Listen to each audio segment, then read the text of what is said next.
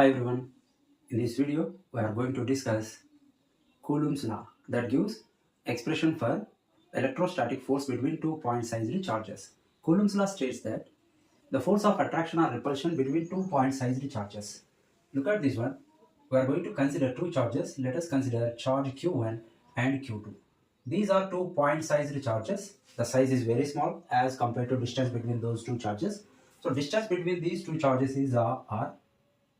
The force of attraction or repulsion that depends on polarity of charge. If those two charges are positive charges, the repulsive force takes place between those two charges. So force of attraction or repulsion directly proportional to product of the magnitude of charges Q1 and Q2.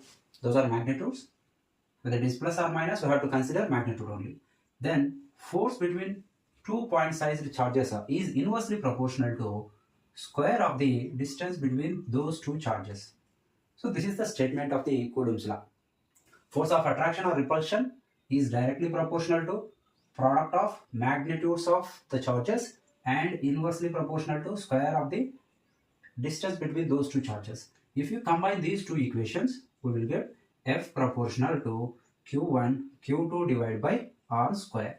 So we need to write proportionality constant for electrostatics, that is 1 by 4 pi epsilon naught into Q1 Q2 divided by R square, where 1 by 4 pi epsilon naught is proportionality constant for electrostatics and epsilon naught is permittivity of free space,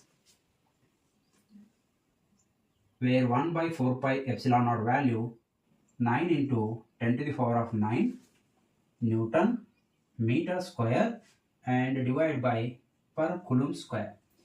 So 1 by 4 pi epsilon naught is equal to, you can write Fr square divided by Q1 Q2, so that Newton meter square divided by Coulomb square, where epsilon naught is permittivity of free space. This value, epsilon naught value 8.854 into 10 to the power of minus 12. Then I want epsilon naught value, so that Newton, unit Newton, and Newton inverse, meter inverse square and Coulomb square.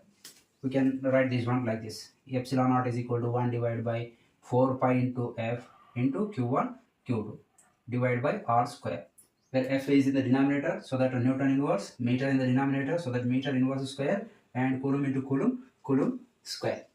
So this is the formula to find the force of attraction or force of repulsion between two stationary point-sized charges. Let's discuss vector form of Coulomb's law. Coulomb's law vector form. Let us consider two charges. This is charge Q1 and this is charge Q2. We are considering Q1, Q2 are positive charges, so that Q1 repel Q2 in this direction. That means force on second charge due to first charge is F21 bar in this direction. Second charge also repel the first charge in this direction. This is force on first charge due to second charge direction. So there is a repulsive force in between these two charges. Okay, and let us consider, this is the distance between these two charges. Let us consider R and consider one horizon point, reference point, let us say O. And this is the position vector of the first charge, that is R1 bar, and this is the position vector of the second charge R2 bar. I want these vector from 1 to 2. That is displacement vector, like a displacement vector. If you do these things, R2 minus R2 bar minus R1 bar, we will get R21 bar. So that this will become R21 bar in this case.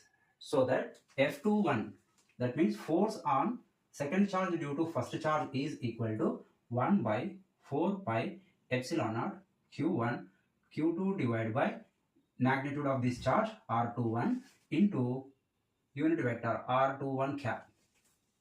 Okay, so F21 bar and R21 cap. This is the direction of F21, this is the direction of R21. This can be written in terms of other form also. F21 is equal to 1 by 4 pi epsilon naught Q1 Q2 divided by R21 into R21 square R21 Q into R21 bar. The formula is R bar is equal to R cap into magnitude of R bar. So if you want R cap is equal to R bar divided by magnitude of R bar. So substitute this value instead of R cap, you will get R bar divided by one more R. So R square is there, one more R cube. If you want to write in terms of bar, the denominator increased by R.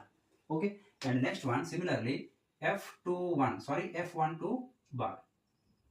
That is equal to 1 by 4 pi epsilon naught Q1 Q2 divided by, this will become R21. Look at this one. Sorry, R12. The direction of the vector changes. R12 into R12 cap. So this is also we can write in this form. F12 bar is equal to 1 divided by 4 pi epsilon naught Q1 Q2 divided by R12 square into R bar divided by means R12 bar divided by R12. R12 into R12 square is equal to R1 cube. So that this can be written like this. R1 cube, R12 cube. So what is the direction of the R12 means? This is the direction of the R12. Okay. So R1 bar minus R2 bar is equal to R12 bar. So these are the formulas of Coulomb's law in vector form. F21 and F12. Force on the second charge due to first charge. Force on the first charge due to second charge. Thanks for watching.